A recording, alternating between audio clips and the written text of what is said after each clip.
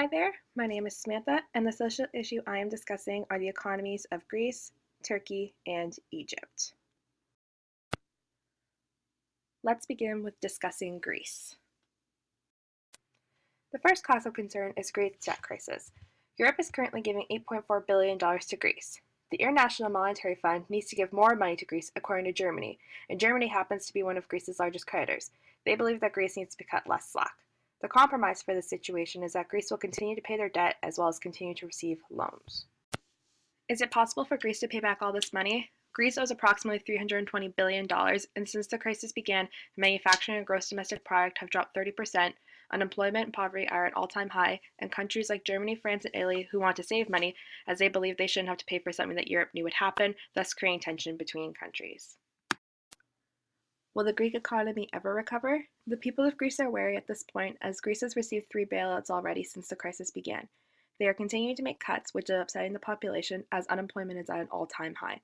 It is believed that it will take a while to bring Greece back to its normal economy. Now we are going to discuss the economy of Turkey. Tourism is currently declining in Turkey. The previously booming tourism sector now suffers because of terrorist attacks and political issues. Tourism used to generate 3.7% of their gross domestic product, 600,000 jobs, and another million jobs that were created in sectors related to tourism, thus leading to high unemployment. The declining industries in Turkey are also a major issue to be concerned with. Their manufacturing industry, which is the backbone of their economy, has shrunk for the third quarter in a row to nearly 5% of production lost. Construction sector is also in the same boat, and their agriculture and service sectors have both shrunk at 1% and 2% respectively. Turkey's referendum is also a cause for concern, as President Erdogan is seeking a referendum to increase his power. This would keep him in power until 2029 and give him the ability to choose his own cabinet. However, it is believed that this may be good for the economy, as he could speed up the economic growth of Turkey. However, only time will be able to tell this. Finally, I will be discussing the economy of Egypt.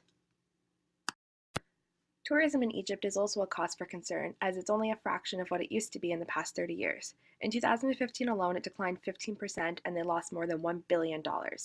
People do not want to travel to Egypt because of its instability in the Sinai Peninsula, as well as rising tensions involving ISIS. The issue of poverty is also a high concern for the Egyptian economy. Their unemployment rate is high at 25%, and there is a shortage of fuel, cooking gas, and food, which results in the rising cost of food.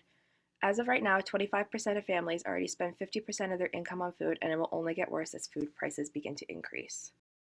Egyptian economists are concerned with the overvalue of the Egyptian pound. As of right now, it is 13.46 Egyptian pounds to $1 Canadian, and the government is trying to keep money in Egypt by limiting bank withdrawals. Overall, the population is concerned that the weaker pound will result in higher prices overall, which will be difficult for the already poor population of Egypt. Why does this matter to us here in Canada?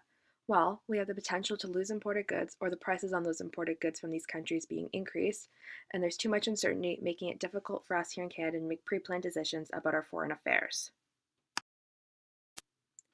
Well, I hope you have enjoyed this video on the economies of Greece, Turkey, and Egypt. Thank you for watching! Created using Powtoon.